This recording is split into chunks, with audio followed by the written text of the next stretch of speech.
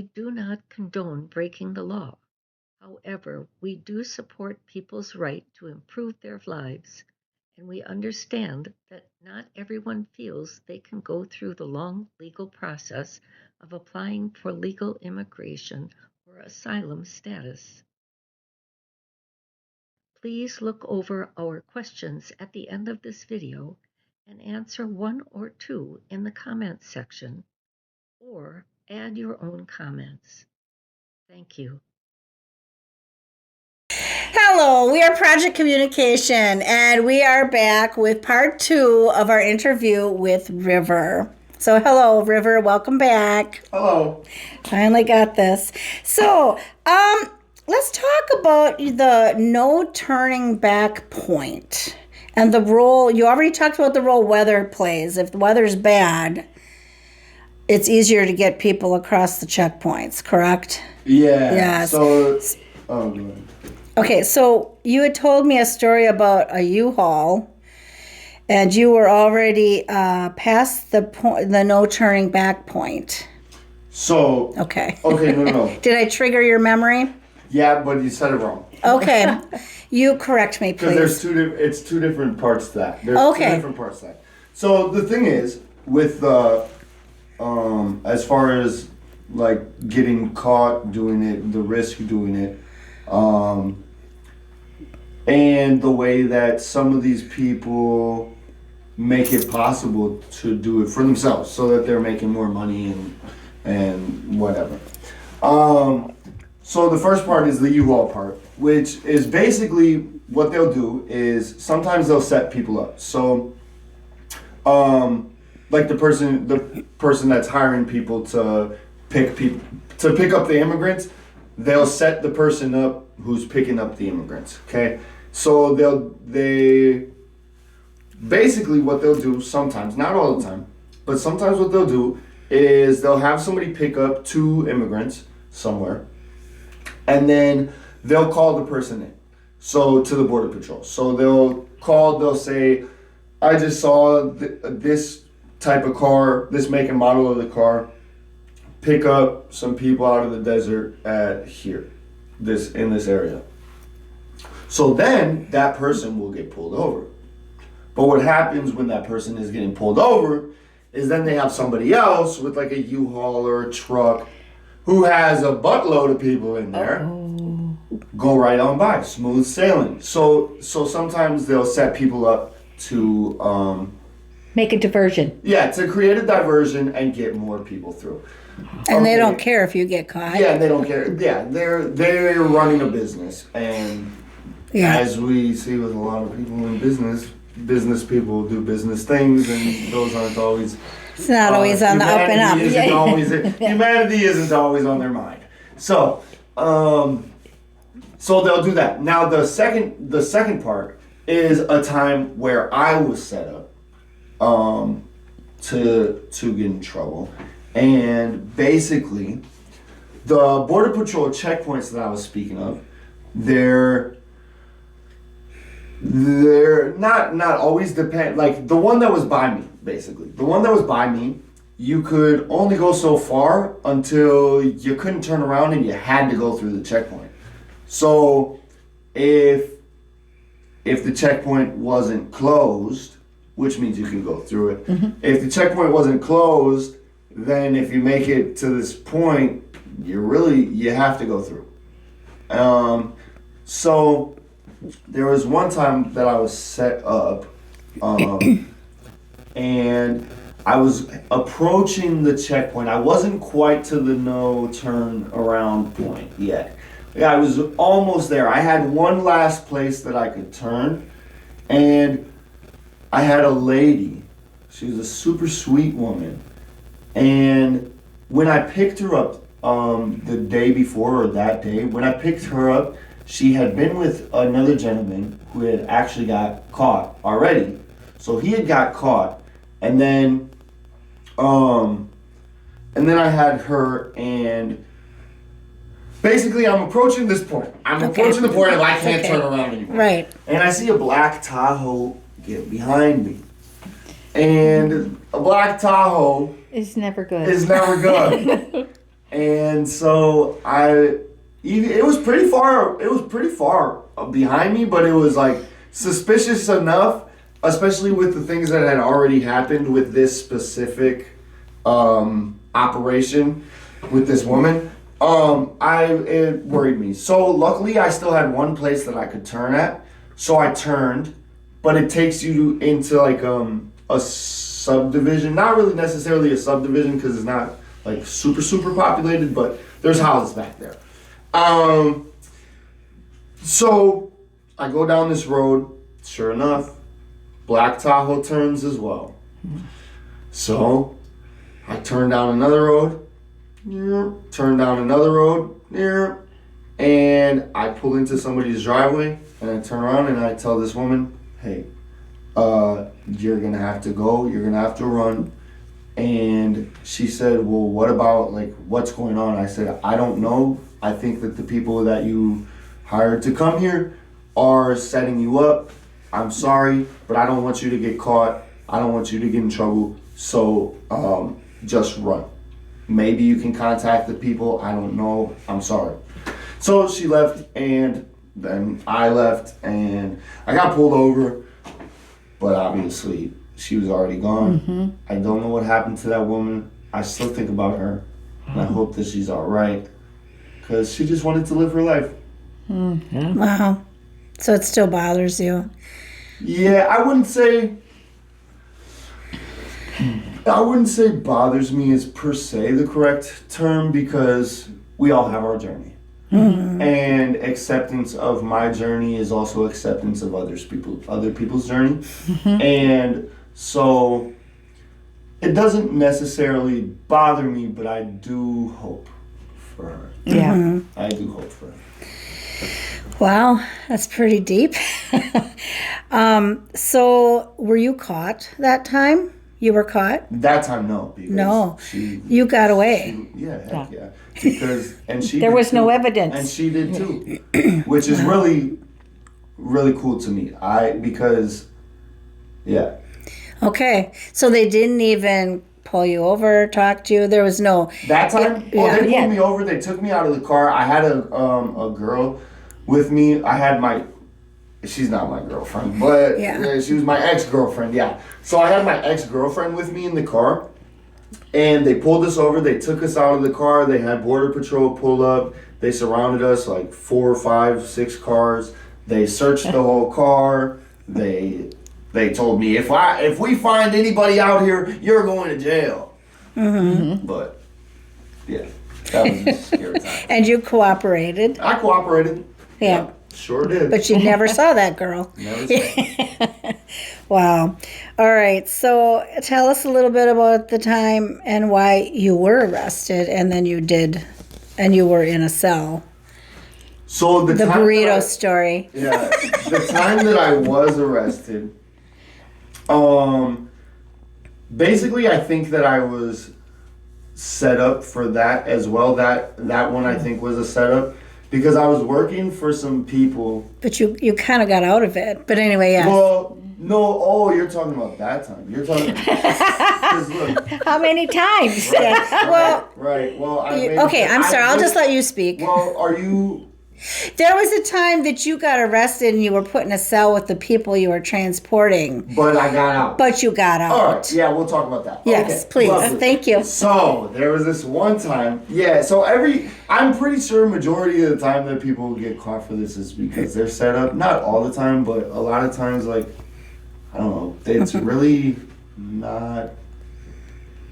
They talk so much about border protection and things of that, and like some people or some places it's probably more seriously taken than others, but like there's things crossing the border whether you like it or not. They're kind of working together, you think? I or is that wouldn't say a that. far-fetched? Well, that's not so far-fetched because money talks. Yes, and sure. in this world people like money, so that's not far-fetched, but again it's the same thing as we're talking.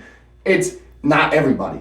Right. You know, so Right. It's the same thing as not everybody who comes here is bad. Not everybody who works for the law enforcement is good. Right. Not everybody. So it's not far-fetched. but I also Okay. am not making accusations. Right, Mhm. right. You know, That's what I was. Yeah, right. But the thing is yeah. So there's stuff coming all the time. So a lot of times I think that people get caught. They're really set up. Doesn't mean all the time, and I might even be wrong. You know, but with this specific time, I was supposed to get. I had 2 people, and I dropped them off so that they could walk around the checkpoint through the desert again. And I told them that I'd come pick them up in like a couple hours. So, a couple hours passed. I went to pick them up. When I went to pick them up, like 5 people came out of Oh, it's okay. like bushes, right? So they pile in my car. I look behind me. I say, "What in the heck? Heck no! Red flag." Because I'm here to pick up 2 people. There should be no reason that this many people are getting in my car right now. That's not how the business goes. Usually the operation is you know exactly what you're doing, how many people, where, all the logistics are there. You know exactly what's going on. So I turned around. I told like 3 of them. I said, no, get out, get back. Sorry, but no. And then so I had the 2 people in my back seat, and I'm driving. And a border patrol officer gets behind me in their car. And so immediately when I saw that, I knew the jig is up. So I turned and I told the people in the best Spanish that I can. I told them, look, I don't know you and you don't know me. I said, well, at first I said, don't say anything to the police. And then I changed what I said. And I said, all right, look, I don't know you, you don't know me. I saw you walking on the side of the road, and I asked you if you needed a ride. And you said, or I asked where you were going, and you said you needed a ride. So I said, come on. I got lucky because there was a Jeep broken down on the road, on the side of the road, a little ways back. Oh. So what I told the police the border patrol officers, when they arrested me and questioned me about it, I said that I saw 2 people walking down the road, and I said, hey, do you need a ride? And I just figured they were from the Jeep that broke down. That's what I told the police. Then one of the people told the police they didn't know anything. And then the other guy said that I just picked them up while they were walking. So they did all this. Just tell them one story. Yeah. So they did all that, and then they arrested us. They kept them obviously because they were illegal, but they ended up letting me go. Yeah.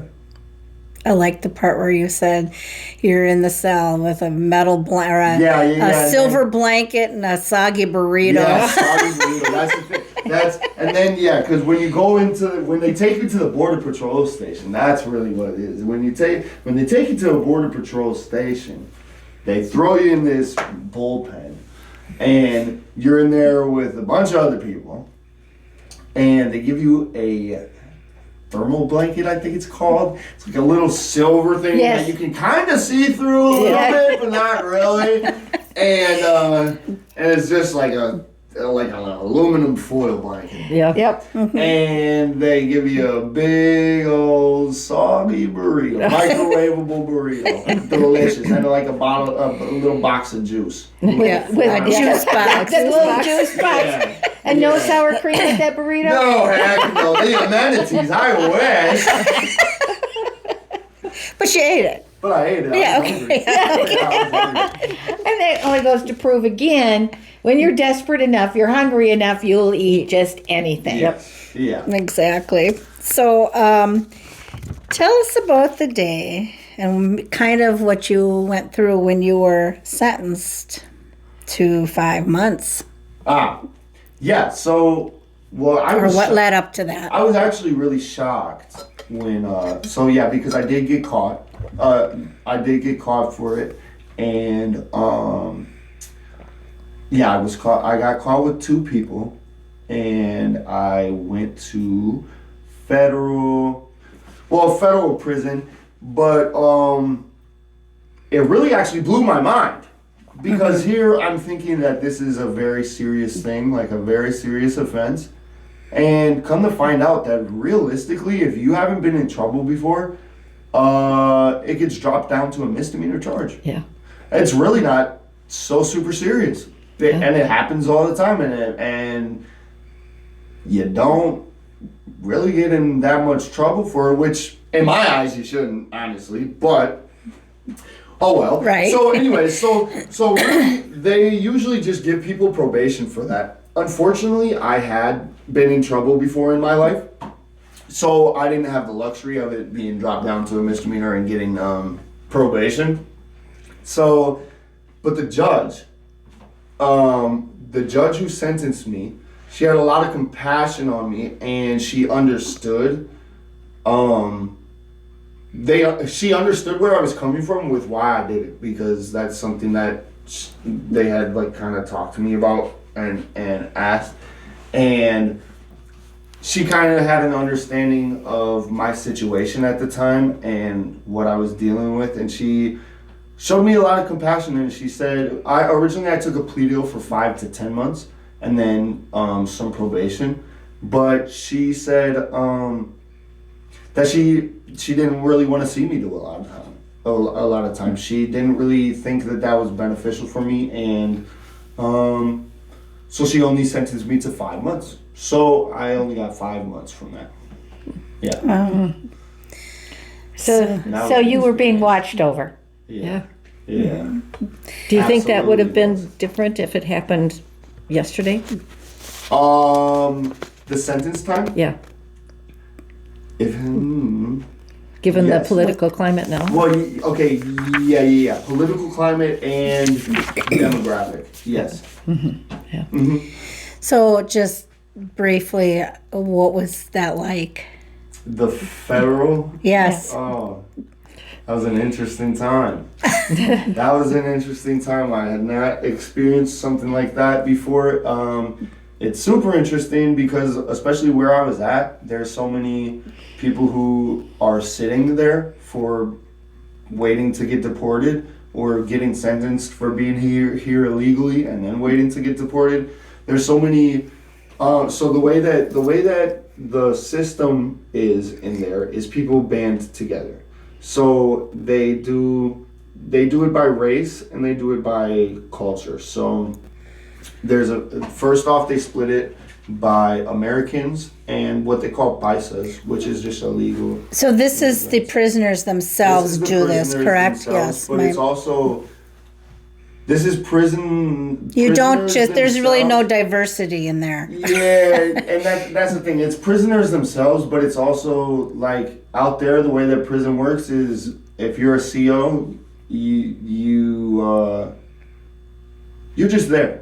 What's a CO? Correctional officer. If you are a correctional officer, you're just there to do your job. Okay. That doesn't mean you don't follow rules and Right. uphold things, but at the same time, a lot of this stuff, the inmates live there, and if you don't have respect for, unfortunately, somebody's house, it's not going to really be the best. So like, The inmates kind of run it. to a certain degree, I'm not fully, but like the politics, it's called politics in there. The politics, yes, it's inmate politics, but also pretty upheld by correctional officers as well. You know, like they know how things go, and that's just kind of how it is. So in there, it's like Americans and illegal immigrants kind of separate into their two groups. It doesn't mean you never interact with each other or can't interact with each other, but it's just if there's a problem, you have a representative, so somebody who's the head of this group, and so the heads will go and talk to each other. Hey, this person, something happened between these two individuals, and this individual is under you. We need to figure this out, whether it's discipline, whether it's whatever. Amazing how that all works. Yeah. It sounds very primal. In a way, well, it's a tribe. Yeah, it's a tribe. Yeah. Well, because a lot of people, that way everybody's taken care of. Because people come in there and they don't have family that can look out for them, especially a lot of immigrants, like their family doesn't even have any idea that they're in jail. Right. These were not just immigrants, though. There were hardened criminals Are in you there. kidding me? Right? No, What is? that's astronomically wrong. That is Okay. ridiculously wrong. No. Really? No. Why? No. You're in there because you're illegal. Wow. Don't get me wrong, there are people in there that are This person So got these caught people bringing were drugs. not hardened criminals. Not everybody. No, not everybody. right. That's the thing. Okay. There's no. It's not cut and dry. There's no. So these people weren't hardened criminals. No, there's no that. But there's also no. Oh, these people are hardened. No. They're human. Is every single person in this community in Sheboygan, Wisconsin, is every single person a saint? No. Is every single person a criminal? No. Okay. There is no none of that. We are humans. Right. There is no looking at something and saying, so this is the definitive definition of this whole thing, of this whole operation here. This is what it is. No. No. Sorry. Okay. But No, I wanted to know. That's why. Because federal prison to me is a place where everyone goes that has done some kind of crime. Right. But you're saying this was not you really committed the the crime case. of crossing a border. Right. You crossed an imaginary line. Okay. Right. Okay. You're going to jail. Right. I think what you were thinking. I thought it was a place where murderers, rapists, and all that. It is. But at the same time, and that's the crazy part about it, is then you have somebody who's never done anything wrong in their life besides cross a border, sitting here with somebody who's killed 12 people. That's what I was trying to get at. Yeah. Yes. That's the insanity of it. Right. But in there, everyone's kind of equal. Well, obviously, everybody's they went to prison. Right. No. Oh, they're right. sitting in prison. Right. Oh, they're That was what I was trying to find out. That they're Okay. really bad versus some of the people they've made one or two mistakes versus the person who's killed 12 people. Right. And some people are in there. And this is what I can say for you, Sherry, because I know you've asked me some questions about this. But that's where I've come in contact with people who have brought drugs across the border. That's where I've come in contact with people who have brought guns across the border. Right. That's where I've come in contact with people who are... But they're all pooled together in one place. And labeled. And labeled. But that's because people like to do that. But... Because it's easy to label under one roof. Yeah. Okay. Rather than look at the different situations. Well, when you have when you have a whole thing to hate, it makes a lot of things more excusable as well. Mm-hmm. It makes it a lot easier to say, to just brush off your actions. Put everybody in one basket. When you have them all in one basket, then you don't have to be morally sound. Yeah. You can just say, no, they're horrible people. Right. They deserve that. You don't have to have morals when everybody's in a basket. You don't have to care about humanity. Right, because they're all rotten basket. eggs. They're all rotten eggs. Yeah. So you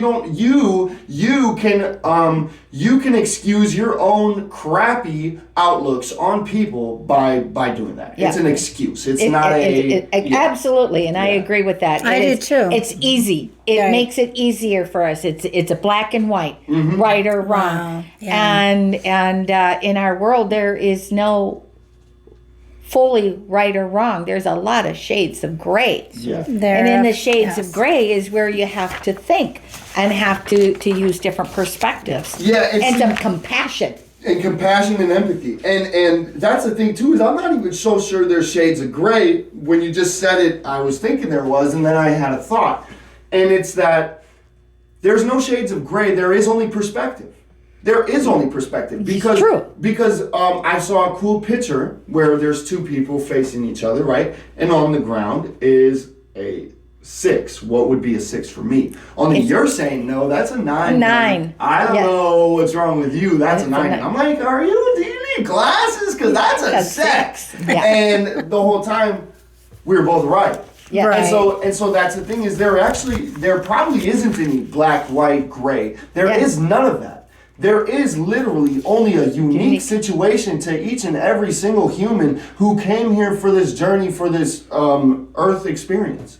Yeah. There is no gray. There is no black and white. There is only perspective. Told you guys he'd be a great interview. No, that's awesome. I agree with a lot of that. So I guess, is there anything else you want to add to anything that you want to say? Because I'm going to do our conclusion. But if there's anything else you want to say, now's the time. Speak up or forever hold your peace. I don't know that I could hold peace. No.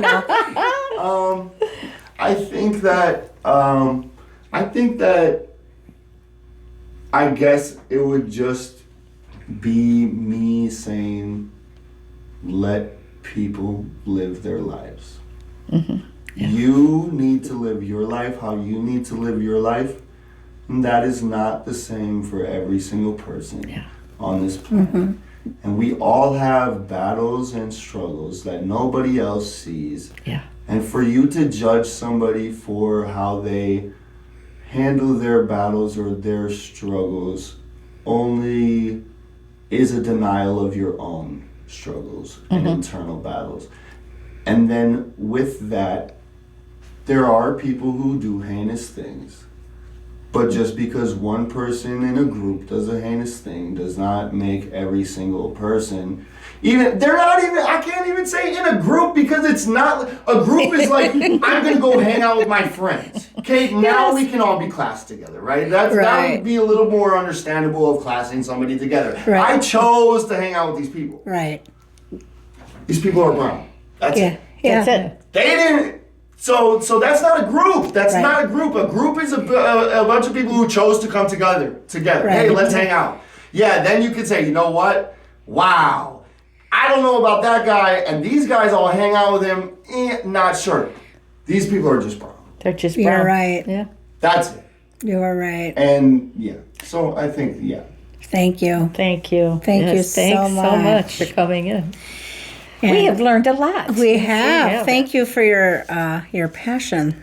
We want to say we don't in any way want to say that it is okay to break the law. As we have stated, there are reasons why these laws are in place, and we would never encourage anyone to try this.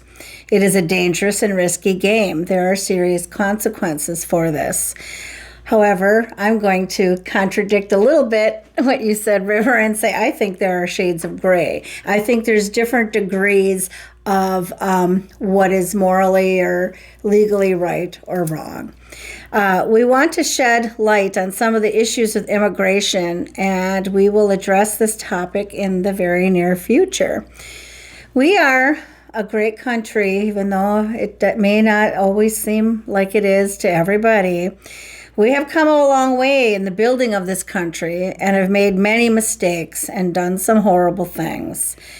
We have also had many successes, and while we, as a country, have worked hard to be a beacon to the world and to fix our problems, we are still in many ways still broken. Immigration to the United States is the dream of multitudes of people, and they are drawn to the promises of this country. Not everyone can or should be welcome to this country, but I assert many can and indeed should be. I will end with a quote from someone on Facebook, Dad Briefs. Immigrants are not our problem. They are part of our promise. And with that, thank you. Thanks for watching. Be sure to like, subscribe, hype if you have figured that out. I understand you can only hype about 3 times a month. So look for the hype button on the videos. I have to learn to hype. We don't know how to hype. We don't know how to Maybe hype yet. River will know how to hype. And I don't know if we have enough subscribers yet to hype. I don't know if I that's don't part know. of the formula. And that is the other thing. And we really need you to be commenting, a button, a heart, a thumbs up, something. The interactions is what builds the community. Definitely. So you are part of our community. You're part of our family, and we really appreciate So you doing please that. share the video, subscribe if you haven't already, and share, and please. comment. We love the comments. We're expecting comments on this one. Oh yeah. Oh yeah. I hope so. I hope Yes, so. and definitely, we are so happy to have had River come and join us in the studio. We are going to have a couple more people interviewed over the next couple of weeks. Absolutely. We are enjoying these interviews. I It's know. kind of fun. Interviews It's are good. getting exciting. Yep. So in the meantime, though, thanks for watching, and we are Project Communication, and we are perfectly imperfect. And Bye. spray the sunshine. They Yeah. took my spray bottle. Yeah, we did. Here Bye. it is. Bye. Bye. Did you know that attempting to enter the U.S. illegally is a misdemeanor? Did you know that attempting to help someone else coming into the country illegally is also a misdemeanor? Did you know that in some federal prisons, like the one River was in, people guilty of murder, rape, and other felonies are housed in the same area as people guilty of misdemeanors? You and or your family was threatened with violence or hunger. What length would you go to survive? Where would you seek refuge?